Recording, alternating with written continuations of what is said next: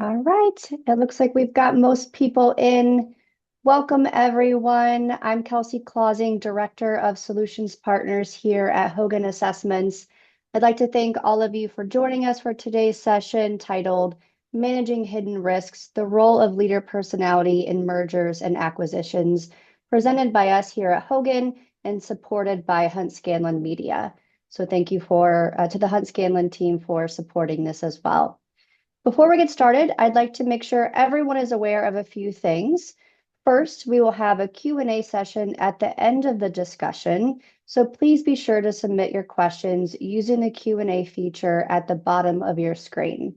You can use a chat feature to send messages to fellow attendees, but if you'd like to ask a question for the Q&A section, you'll want to make sure to use that Q&A feature instead of the chat. Also, we are recording today's webinar, and we'll send a link to the recording following the session. If you're interested in checking out some of Hogan's past webinar recordings or to see what we have coming up, I invite you to visit our webinars page at hoganassessments.com/webinars. So with our housekeeping out of the way, let's get started. Again, if you're just joining us, my name is Kelsey Klausing, Director of Solutions Partners here at Hogan Assessments, and I'll help facilitate today's session. I'm joined by my Hogan colleague and teammate, Emilie. She's a it's my team, I should be able to say that better, Solutions Partners consultant who will moderate today's session. Our team is responsible for assisting in the growth, delivery, and support of Hogan's partners in their journeys to leverage personality assessments in their talent management strategies. So with that introduction, I really look forward to the conversation. I will wrap up with things at the Q&A, but in the meantime, I will hand it over to Emilie and our esteemed panelists. All right. Thank you so much, Kelsey. I'm really looking forward to our discussion today. We are joined by an exceptional panel of experienced leaders in private equity to explore how personality assessments can uncover strengths and potential risks within leadership teams during the high-stakes M&A process. So without further ado, let's welcome in our panelists today. So first up, we have Ted Bililies, Global Leader of Transformative Leadership and Partner and Managing Director at AlixPartners. Next up, we have Mary Rachide, Managing Director and Operating Partner at ICV Partners. And last but certainly not least, we have Kevin Impelman, Principal Consultant at Summit Leadership Partners. So welcome, Ted, Mary, and Kevin. Thank you so much for joining us today. Let's start out with some introductions. So will each of you briefly introduce yourself, share a little bit about your professional background and what industries you serve. So Ted, could you kick things off for us? Sure, very happy to, Emilie, and thank you, Kelsey, for this welcome and greetings to my co-panelists. I think this is going to be a very exciting discussion. I've been working with private equity investors for over 30 years. My background is in behavioral science and psychology. I'm actually a clinical psychologist, a couple masters and a doctoral degree, but I was very interested in leadership early on in my career, leadership and high-performing teams. And so have been working in that space, as I mentioned, for quite a few decades. Have been working with, had the good fortune of working with some of the founders of some of the largest private equity firms, KKR, Carlyle, Blackstone, along with a lot of middle market funds. And what we do at AlixPartners, and we're a 44-year-old company, we do a lot of fast-paced global organization transformation work. And what's really become absolutely critical, particularly I'd say in the last decade, is the human capital piece, really understanding what people go in the right roles under what circumstances. And as my co-panelists know all too well, private equity is growing across sectors very quickly, and it's growing through roll-ups and through acquisitions. And so now we're throwing people together probably with more frequency and with more more rapidity than we thought before. So that's I weigh in on all aspects of that with our clients around the globe, and frankly, I love it. It's a great job. That's a little bit about me. Mary?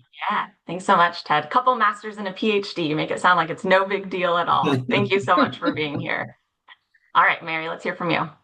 Absolutely. So, Mary Rachide, I'm an operating partner with ICV Partners. We are a lower middle market private equity fund. We focus on founder and family-led businesses. And ultimately, our goal is to help those founders realize the fullest expression of their visions for their businesses. So we take what we do very seriously, and making sure that our founders are surrounded by the right teams to be successful is a critical success point for them. I started my career as a controller in the finance world at a fashion company in New York. I got my MBA, spent some time in consulting, and then subsequently spent the bulk of my career in executive roles for a variety of public and privately held businesses across a range of industries, including retail, consumer goods, home building, fintech, and now private equity. And I've held a number of different operational leadership roles. I've been the head of sales and marketing. I've been the head of strategy. I've been the head of large P&Ls up to $2 billion a year in revenue. And I've been the head of product and had major technology teams and different coding platforms. So I've done a lot of different things. And now in my role as an operating partner, it enables me to be a good partner to our operating teams at each of our portfolio companies. I've sat in many of their chairs. I understand the stressors that they have on a daily basis and can help coach and provide resources to help enable their everyday life. Very cool. Thanks so much, Mary. I can only imagine the complexities that come along with family-led companies, family-owned companies. So that's really cool. All right, Kevin. Well, those are two tough acts to follow there, but I'll do my best. So I'm a principal consultant with Summit Leadership Partners. And so we're a leadership advisory firm. We primarily work with mid-market private equity firms across a variety of different industries that they operate their portfolio companies.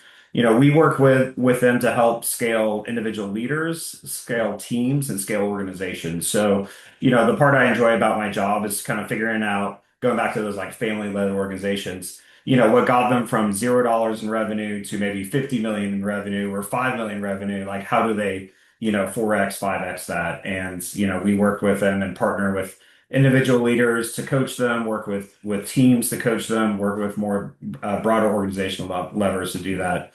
And for my background, I'm an industrial organizational psychologist by training, and have been working in specifically leadership assessment and then and external consulting for about 20 years. Done a lot of research in the personality assessment realm, so I just love all the fun Hogan education and webinars that they provide. So shout out there to Hogan.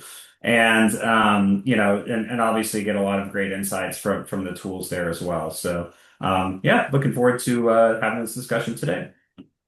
Awesome. Thanks so much. All right. Well, I think it is time to dive into our discussion today. So we're really going to focus on how personality assessments guide integration planning and cultural alignment.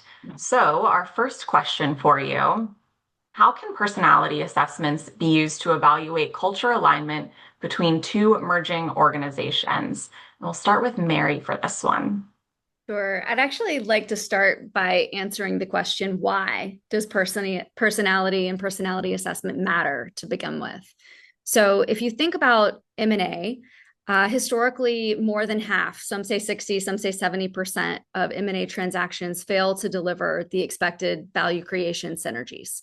So they don't drive the value that was underwritten in the plan. And why is that? Well, most of the drivers, the internal drivers, relate to culture and cultural misalignment. So the things that come up are straight up people conflicts, misfits of strategy, poor integration execution, which is often driven by misalignment of priorities. And then all of those things can result in overpayment because you assume synergies that you're not able to bring the teams together to realize. And certainly market dynamics and timing can play in, but those would be factors for the companies whether or not you merged them. So what is culture? Culture, simply stated, is the way we do things around here. And culture is largely informed by the company's values, assumptions, beliefs, and behavioral norms. Those behavioral norms and values and beliefs are largely driven by the CEO and the leadership team.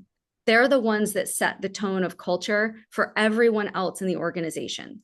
They do it by role modeling, how they show up every day, the things that they demonstrate are important to them and where they spend their time. The ethos and mythology, the origin story of the company, who are the heroes? What are the cautionary tales? What do they prioritize in terms of where they invest in capability building? And if you can deeply understand the values and behaviors of two separate management teams that you want to integrate into one entity, and if you can identify the likely differences across their priorities and therefore all areas of the business where you're likely to see alignment issues, organizational stress and conflict, then you can do a much better job planning your entire integration. And even determining that this is going to be too hard of a push and maybe it's not the right fit to bring these companies together. So the window into why can help you understand not just all of the differences that exist on the surface, but underneath it, what's driving them. Because you can put together plans that integrate processes and tools and systems. But if your people at the very baseline don't agree on the why things exist, you'll constantly butt up against culture as a barrier to achieving any success in all of those integration capabilities. So that's a little bit about the why first. So now that we've established why it's important and why personality matters, then comes the how do we do it? So we often work with outside firms because we want to have an unbiased opinion, someone who isn't close to them, sitting in management meetings and presentations and dinners, and that really can help us dissect who people are and how they show up. So we often use the Hogan assessment tool to do that because it helps us understand people's motives, preferences, values, and the behaviors, how they're going to show up every day, and how they're going to show up when stressful events happen. And there's a lot of stress in an M&A transaction. So you are going to see people in their everyday best, and you're going to see what happens when they're not at their best. So we like using that assessment, and we'll use a third-party assessor to do that and spend a lot of time either one-on-one just with a couple of key leaders, or sometimes we'll do a leadership assessment across the entire leadership team, where we even bring in 360 elements so that they're telling us about each other. And that helps us understand how these management teams behave, not just as individuals, but how they come together as a group. If you've done that with both sides of your equation, then you can understand where are there opportunities where these teams might complement each other, and where might there be friction or rub that we have to overinvest in understanding and building alignment around.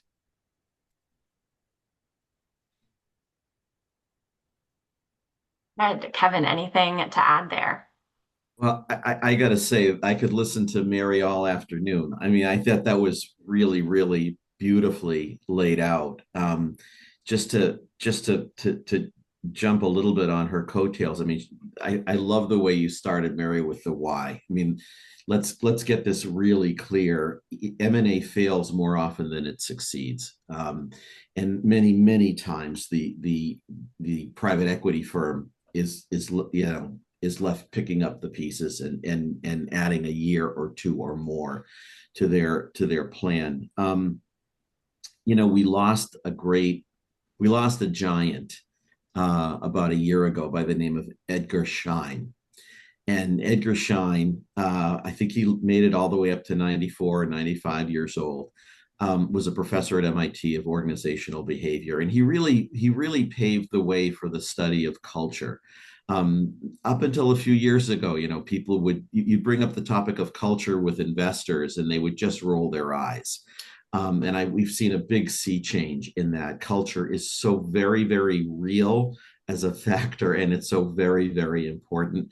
But Ed Schein really opened our eyes in terms of culture. And he used to say, leadership and culture are two sides of the same coin. Leadership and culture are two sides of the same coin. And Mary hit on that when she said, look, the culture is really driven, obviously, to a large extent by the CEO, but by the senior team. People are really watching what they do and not so much listening to what they say, but watching what they do. Incentives and rewards are really, really important as well. What do you get paid for around here? what gets rewarded, what gets praised, what gets singled out.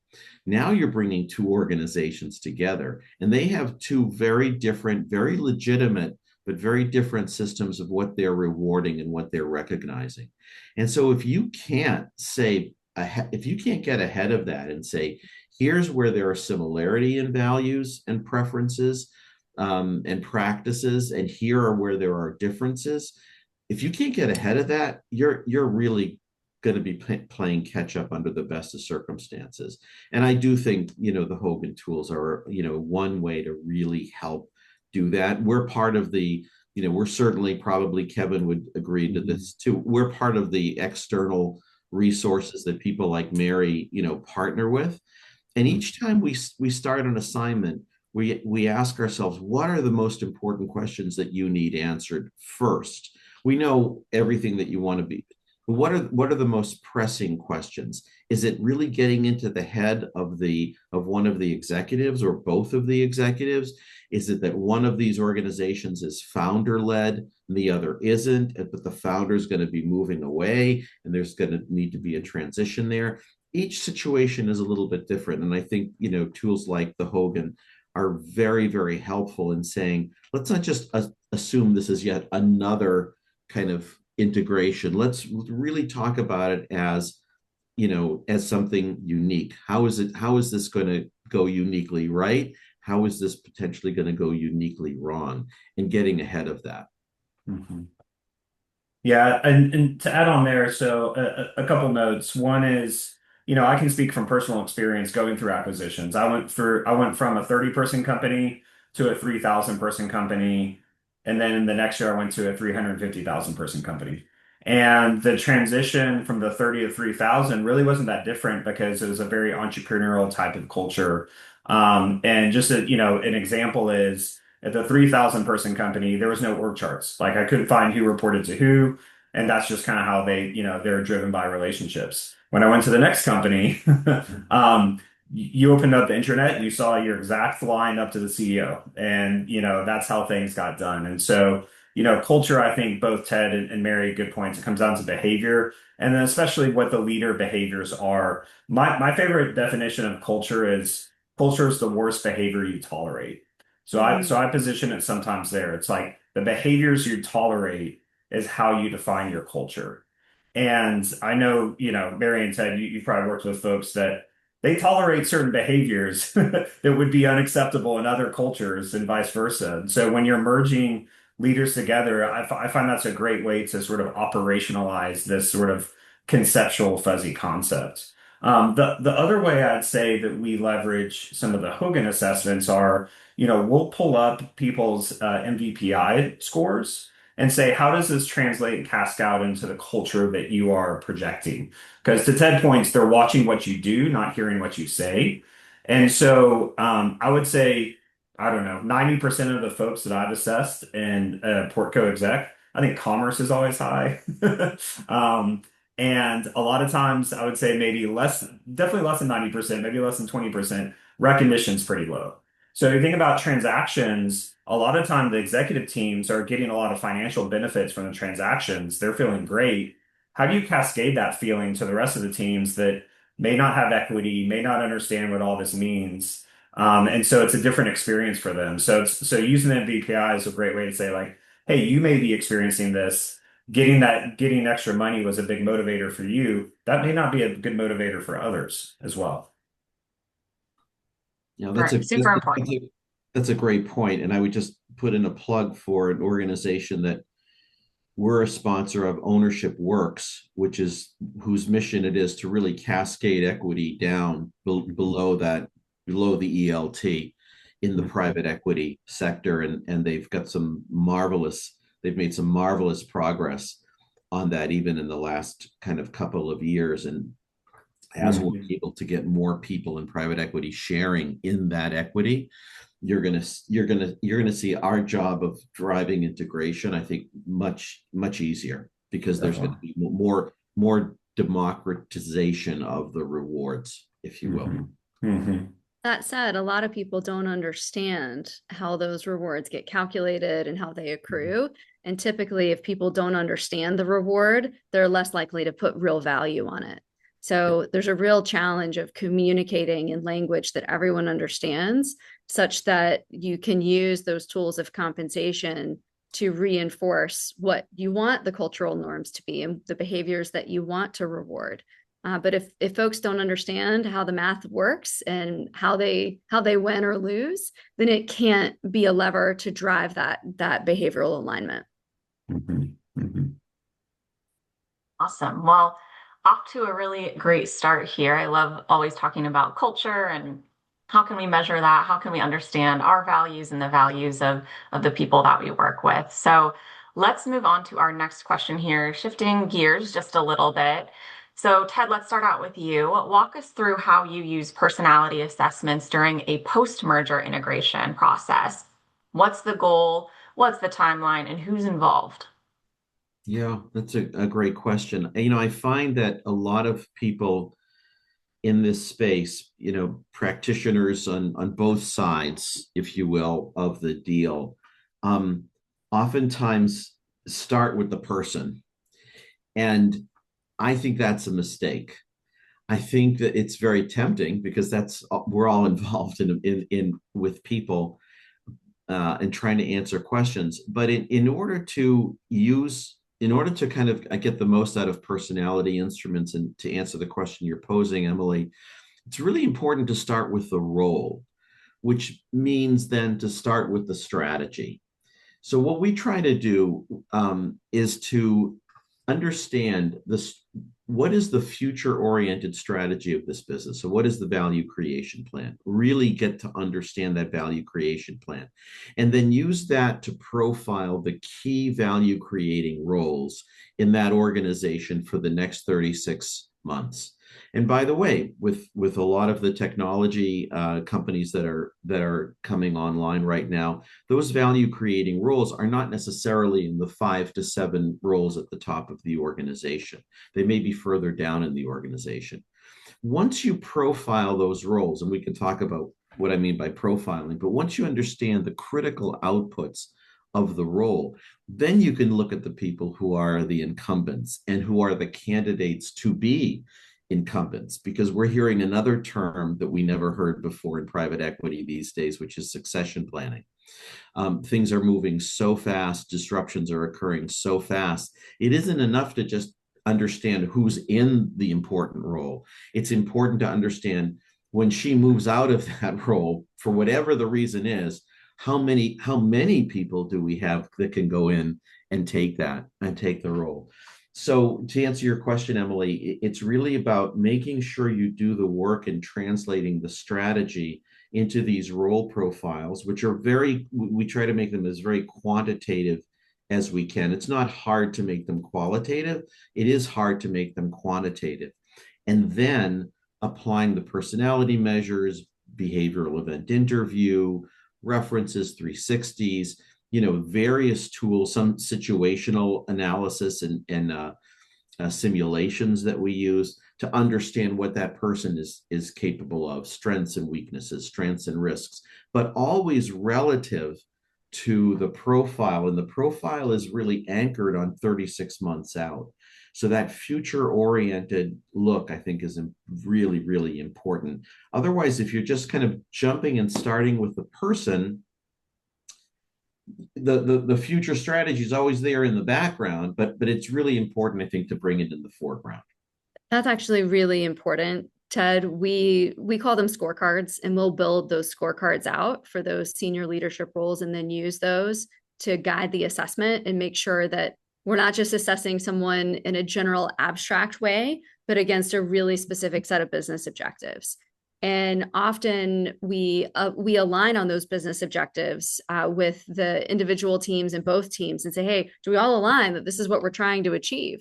And then it's easier to get buy-in for why we're assessing that way. And then when we identify gaps between the teams, roles that aren't going to be really well suited or roles that aren't going to be really well filled with existing talent, it helps build that alignment around bringing on new talent to supplement the capabilities that the team has. Yeah, and I would just add that, a lot of times for the companies we're working with at the portco level, a lot of these executives are wearing multiple hats out of necessity. It's not necessarily their best fit. Right. So to Ted's point, if you're just evaluating their performance leading marketing, for instance, they may have zero background in marketing. There's just literally no one there to do it. They wanted to run lean to get a good purchase price, right? And so they didn't want to hire a CMO right before they got bought. And so then if you're like evaluating them on their marketing capabilities, it's like, well, that's not their best use, right? So that's why it's important to understand, yeah, going from the value creation plan, understanding the role scorecard, how does this person fit from a capability standpoint? And I think one of the things that's probably I would say is trickiest to do is like, what's their fit today? But a lot of our clients want to know, can they do this role, 3 years from now when they're 3X? Right? And so then that's where some of the assessments give you a little bit of insight because, they haven't done that job before. It's mainly the same responsibilities, but it's like, how can they scale as a leader within that function? I think that's really insightful, Kevin. And we see that all the time, especially in the lower middle market, where Mhm. teams are not as fully developed. And quite frankly, it's been the CEOs and senior leaders' priorities, the founders' priorities and vision and beliefs about what's important that have determined where they've built capabilities and where other roles have been, one person's been multitasking 5 or 6 things that have to get done, but have never been an organizational priority. Yeah. Interesting. Okay. And I love, Ted, that you mentioned succession planning too. I know that's a really hot topic here at Hogan. We're getting a lot of requests from clients about how can Hogan help? How can we assess our talent to see who's on the bench, who's up next?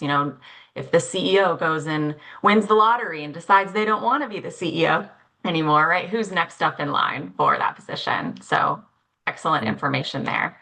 Yeah, and So it's yeah. if you I don't know if you want to address this now or a little bit later, but there are, kind of macroeconomic issues that have really caused succession planning Mhm. to come to the fore, right? The whole periods have lengthened. There's more money chasing fewer deals. So in some ways it's been imposed on the sector. And again, this is not something that private equity has a lot of experience in doing. Succession planning has been mostly back of the envelope until the last few years. And I think tools like yours can be very, very helpful in that process.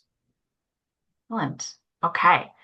Well, we are about halfway through, so I just want to remind everyone of the Q&A. So be submitting those questions and we'll wrap up at the end with those. But for our next question, this one's really fun. I'm excited to hear your answers to this one.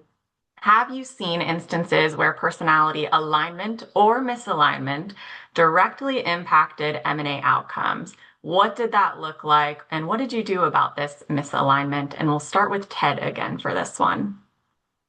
Well, the answer is for sure. And, both on both sides of the coin, we're oftentimes asked, is this the right CEO to run the combined companies? And our first reaction to that is happy to do that work. Consider expanding your question really to the at least a few more roles at the top of the organization. There was a fellow that just failed horribly recently, where we had to come in kind of after the fact and get involved. The private equity investor had worked with this CEO. This was an experienced CEO. This was not a first-time CEO. And he'd worked with him in 2 other companies, felt he knew him absolutely like a brother, and said, we don't need to do an assessment here. We don't need to really do any of those things. I know his strengths, I know his weaknesses. And he failed miserably. And he failed because he was a very, very poor cultural fit for the combined entity. The lesson learned there is, it's actually in those situations where the deal partner thinks he or she knows the people well that they need to really pressure test that knowledge by getting an outside expert to do that evaluation. And as I tell our clients, we're not making the decision for you. We're providing you with hopefully information you wouldn't otherwise have.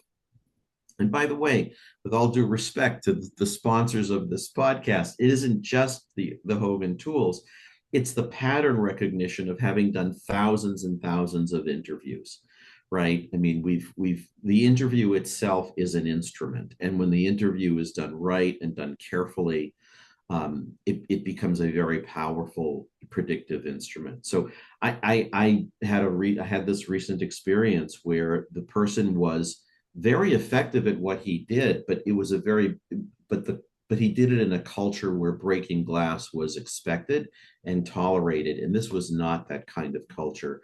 And the deal team was really unaware.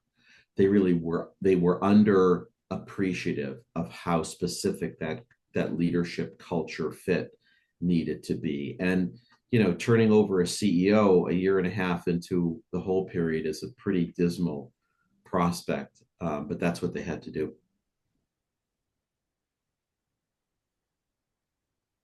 This is great. I'm going to chime in because I actually noticed two questions that are similar and timely. They're both about timing, and I'd rather kind of chat about it now instead of waiting until we get to the end. So when in the deal process are the interview or this personality assessment process completed? So is it after the decision has been made, before, and then what could influence the timeline of when personality assessments might enter as part of the equation? So I'll tell you from our perspective at ICV, it's really hard to do management assessments before you have an LOI. We're all firms have to meter how they're going to spend their diligence money, and there's a big investment to do all of the pieces of diligence you have to do before investing in a company. So we're going to make sure that we've got alignment on the value creation plan, valuation, some of the key accounting and economic drivers that we've seen some of the key risks, and we're like, yep, we've decided we want to own this business. Before we invest in the full management team assessment. But we always do it before we will close a transaction. We want to make sure that we feel really comfortable with what we're going to find in those assessments, because again, it's not just even about the leaders in and of themselves, but it's about the implications for what we're going to find in other diligence. So having that as a part of the process is important to us because it helps us reveal other risk factors. So that's the first thing I'd say. It's after LOI, but before close for us, but lots of other firms do it differently. There's one very big private equity firm that doesn't do them during the process at all. They do them post close. And I think it's risky to do it post close because now you've already gotten married and found that you have to make some changes that may or may not be comfortable and could create some real friction and challenges in terms of how you think about integrating businesses. But that's how we think about it. Yeah, I would echo that. I think the desired guideline would be the earlier the better. Having said that, there can be resistance to that, particularly if it's in a competitive situation. But times have really changed. I mean, in the old days, 10 years ago, 15 years ago, 20 years ago, you didn't have a snowball's chance in hell of doing it early. But now, you've got a whole new generation of senior executives. They're used to being assessed. They've gone through many will say, when's my assessment? Like, when are you going to do this? And some are insightful enough to say, you're going to wait till after the close. Are you sure you want to do that? So it's actually gotten easier. Yeah. But it's still a bit of a bump. But as early as you can, and we make all of our evaluations developmentally oriented and developmentally friendly. So we say we're not looking for the chink in the armor. We are looking to give you high quality feedback on your strengths and some risk areas that are going to be unique to this environment, and we mean it, and we make that a very feedback rich experience. For the management team, so that they come out of it, particularly the CEO, but they all come out of it saying, this was really time well spent. We try to a couple. I'm sorry, go ahead, Mary. We try to position them at the point where we have where we have actually built some trust with the team, that they understand our intentions and trust why we're doing this, that it's, not intended to throw anyone under the bus, that it's really intended to have a deep understanding of the organization and how we can position ourselves to be successful together. Yeah, just to add to that, like I frame it around speed. For private equity, it's how fast can you get there? And so you want to accelerate those insights about the individuals and the teams. And so that's why you want to position it. It's like, would you rather find out about than find out about derailers 6 months into the hold and then and then you're seeing that, or would you find out right away? And I agree with Ted. It's been fascinating. The past few assessments I've done with some CEOs, they love it. They're like, oh, now they use some other personality assessments. I won't say what it is, but they love looking at it, and they have the assessments on their team. So I think there's a little bit more of an evolution of people being open to self-insight, self-inquiry. For us, we certainly do some pre-close, post-LOI assessments. It's not as common. What we've done more recently is a lot like immediate post-close. So it's more of a team dynamic. So we're looking at the team and the organization, and then we figure out, okay, what are some of those team elements? And so then we use the assessments to help provide insight into those individual leaders, but then collectively, how will they get together to function as a team? And again, it comes back to how do we accelerate, our path to exit there. So. And I think to build on what Kevin is saying, how's the team functioning with each other? How are we going to, I like that phrase, accelerate our path to exit? This is where the role of culture comes in. How are we going to be deliberate about the culture that we form? Because that's the other thing about culture, is that it's kind of left to chance, or it's driven by the founder's personality, or, it's not, leaders are becoming more deliberate around what is the kind of culture we want to have. And as everybody in this call knows, there are 4 generations in the workforce. Some might even say, under some circumstances, 5 generations in the workforce. And what each of those generations is looking to get from the organization is something different. So culture becomes extremely important when we talk about attract and develop and retain talent. Culture becomes absolutely essential. What's the culture that's going to get us to exit? What's the culture that's going to get us to attract and retain the best talent? What's the culture that's really going to make the engine of this organization, operate on all 8 cylinders? Yeah, cool. So it all comes back to culture, it sounds like. And Kevin, I love what you said about, you feel that executives are more open to these assessments too, right? They're maybe asking, when are you going to assess me? I think that's really, really cool to hear. And of course, we love to hear that at Hogan. So that leads us into our next question. And Kevin, we'll start with you. Hogan identifies both strengths and risks in these personality profiles. So how do you help leaders interpret and act on that feedback in these high stakes environments? Yeah. So, Mary and Ted touched on this. The feedback is very intentional. I think certain questions in there about, for small, medium-sized businesses, this new to them. They feel nervous. There's all these investors from New York with vests on, seeing what they're doing, and they're like, "What's going on here?" And so the thing that's important is to highlight and leverage those strengths that you have, right? So obviously, highlighting, what they've done to get to that point and grow that company again from 0 to, whatever the revenue is there. But then also it's good to highlight the derailers, because, going back to our discussion on developing role scorecards or targets, it's good to know what they need to deliver during the whole period, but it's also good to know how they need to respond to stress and changes in environments. And so that's one of the things that, as far as how we interpret it, is hey, from these derailers, these things you may not see day to day, but they're going to come up during stress. And, based on some of our data and based on some data I've done research with Hogan, Portco leaders are typically higher than the general population and the PE firm on imaginative and mischievous. So those are much higher than the general population. For the PE firm, the investment leads, managing directors, think about folks like those, they're higher in cautious and skeptical. So you think about the dynamic of those founders that are coming into a business thinking about a bunch of different ideas. We could do this, we could do that. And the PE firm is all about de-risking everything.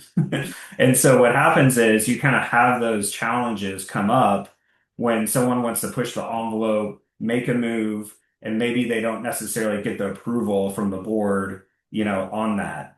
And so, as far as how to operationalize that, as far as highlighting strengths and risks, I usually think about, hey, how do we take this Hogan information or personality assessment information and think at how it influences how they make decisions. So looking, for instance, is like MVPI scale of like science, like how much do they use data and logic to make decisions? And then, how do they deal with communication? So how often are they gonna are the Portco execs gonna communicate potential red flags to their investors? And so in some organizations we've worked with, we'll have Hogan's for the PE firm for the deal lead and the Portco leads, and we'll look at to see, hey, this Portco lead may not want to communicate that often, lower on sociability. The other one may want like weekly updates, and so that may feel different. So, it just brings insight, but I think the way to do that is how do you operationalize that into an operating agreement and a model about how they make decisions and communicate. Kevin, we also go so far as to think about who on our team from the private equity sponsor perspective may connect best with the executive leaders at the portfolio company. And even though I may be the natural role-to-role person to communicate with one executive, it may be that someone else on the team is going to have a more natural rapport and dynamic that facilitates that trust building. And so we kind of flex in terms of how we communicate and engage with the portfolio company, where we're matching up, where our personality types are going to be the best fit to be that trusted counselor and advisor to the folks on the portfolio company team. Oh, that's awesome. It's really interesting. 10 years ago, we started a survey, which is called the AlixPartners Private Equity Leadership Survey, that looks at two groups. It looks at the people running the portcos, and it looks at the board members, the investors in portcos. And what Mary and Kevin, you're both pointing to is really part of the really interesting data there are, where they get along and where they don't get along. And the role of personality assessment, can be very, very illuminating there, because they ideally they should have the same goals and they should be aligned against the same goals, and oftentimes they are, but the way that they get there is quite different. So you get the cautious and you've got the creative, and I think that there's a lot of work that should be done at that gap that doesn't get done. Sometimes we do that, in a consulting capacity, but it's really fertile ground, because these are both very positively intended groups. They ultimately do want the same thing, but the path to get them they take is different, and sometimes that can be misunderstood as conflict, misframed as conflict, and it can be just kind of unnecessary, and that can cost money. That can cost the dollars off the return. Definitely. Well, such an interesting conversation. I wish we had another hour to unpack this and talk more about it. But it's time to move into our Q&A section. And I see we've actually got a lot of questions to get through here. So with that, I'll turn it over to Kelsey to work through our Q&A. Yeah, appreciate that. Thanks everyone for the insights so far. We do have quite a few questions, so we'll see how many we can get through. Reminder, if you have any questions for the panel, drop those in the Q&A functionality. We will do our best to get to most of them.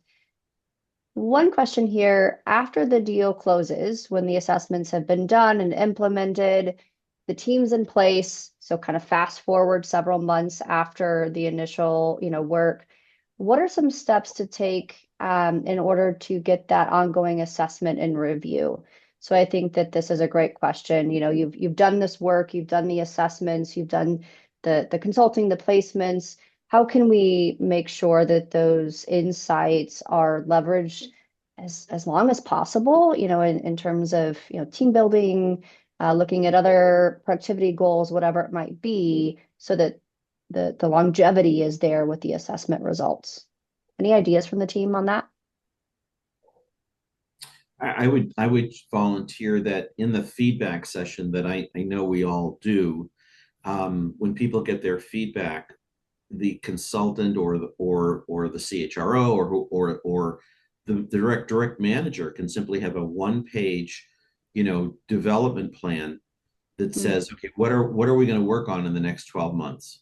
Okay. Keep it in the top drawer of your desk, and then have a check-in on it. Certainly it's going to be part of the annual review process, but you don't have to wait until that point. You could just say, every 4 to 6 months, we're gonna have a casual check-in, touch point conversation on it, so that the findings live on, and become important and relevant to the individual's performance, at least a year after the event of the evaluation.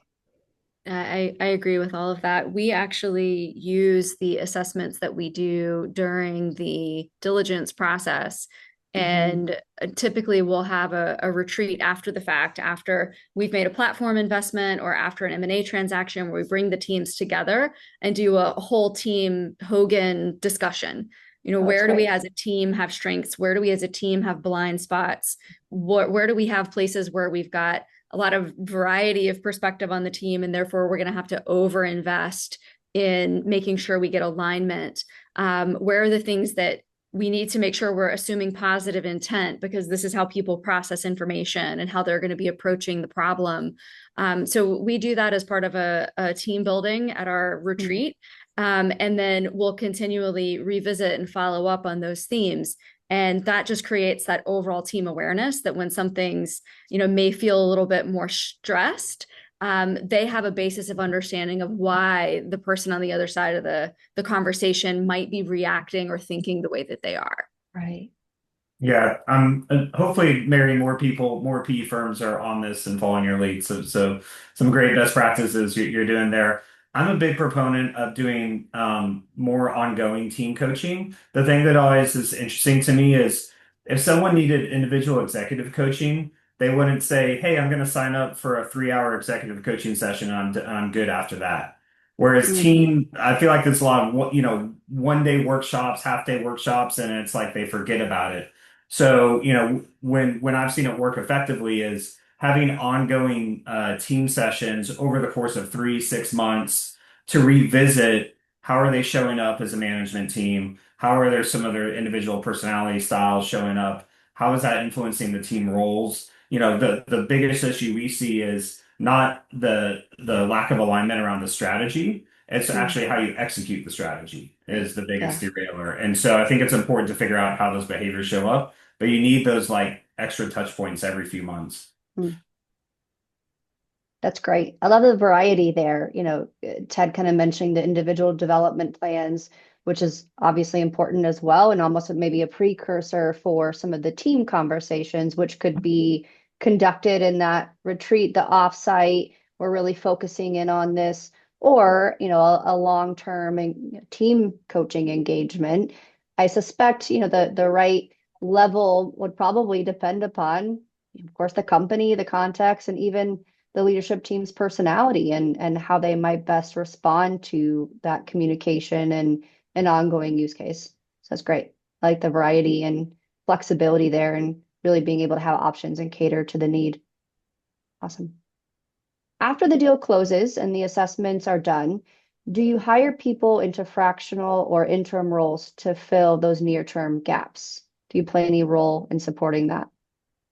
If needed, it depends on, of course, where the team is, and not every team needs that, but some teams do, and absolutely will fill gaps where necessary. And often it feels like a relief to some of the team members who've been dual hatting roles that they knew they weren't the best suited for. And we see that a lot with finance in particular, because the requirements of institutional capital and the finance team are much more intense than they've typically been under family founder ownership. Yeah, I would agree with that. And one of the unique things that we do at AlixPartners is that we have operators as our colleagues. We will actually drop in an interim CFO. It's oftentimes in the finance function. I'm working with a large European firm right now where we're basically the finance function, and it's for 6 months, or maybe it's going to be for 9 months, but it'll be to really accelerate and bring up the performance in that function until we can find somebody who can really do it on a permanent basis. Great. Okay, changing the tune a little bit to talk some more about challenges instead of kind of best practices or success stories here. Curious to know two things. What common obstacles do you encounter with clients when trying to get them to use personality assessments? It sounds like that might not be happening all that often. People are kind of expecting it and even saying, when is the assessment going to happen?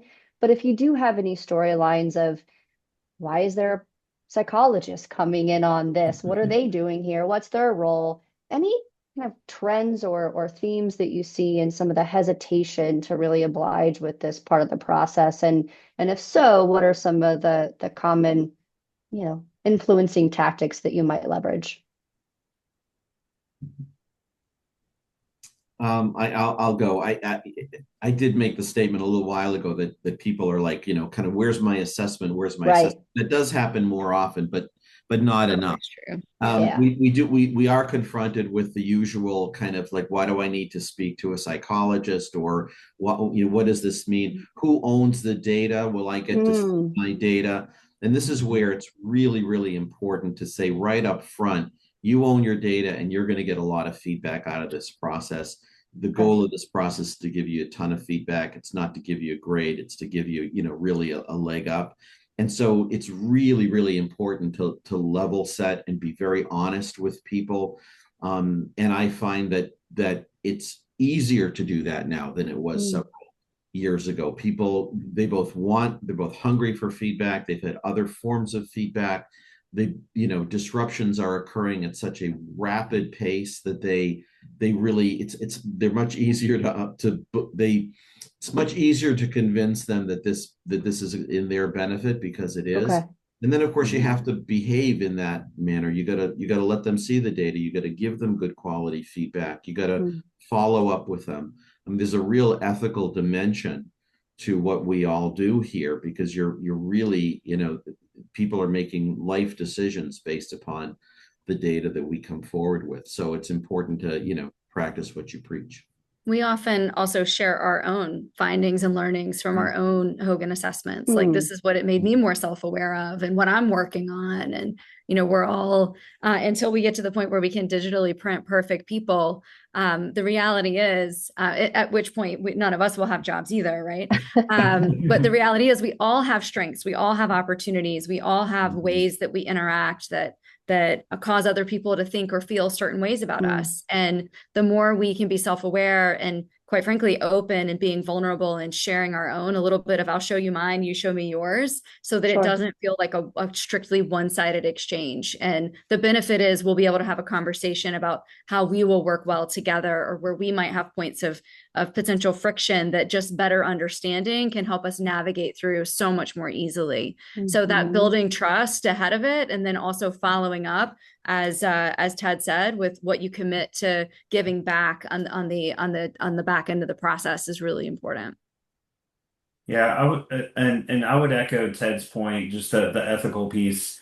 It's really critical to be crystal clear with the sponsor investor about what's the intent of the assessment, what's the purpose of it, because you don't want it to be, hey, we want the management team to take some Hogans for their development, great, and then then the next week it's like, hey, based on this, should we keep them? Or it's like, oh, hold on. So just being very clear up front about what's the intent of this, being honest with the person you're going through the assessment. And then, and again, just like, who owns the data? What are they going to get out of it is important too. Right. As a follow-up to that, and if I heard you correctly, Kevin, I think you were saying, there's a chance or maybe concern that these assessment results might lead to deciding who stays and who goes. What about deciding whether or not to actually make the investment? Yeah, I mean, it's definitely something that factors into that, but I think I'd probably, Mary and Ted would agree. It's a number of factors. So they're pulling up Sure. all these data points. So, for instance, we'll do a very in-depth interview, look into their background, get behavioral evidence of examples of how they've done that. We'll marry that up with the, Hogan assessment results. Then our client will probably do some like back channel referencing and things like that. And so if there's like little things spiking like multiple times on that, I have seen that Okay. where that has delayed the deal hasn't happened or they've done something else.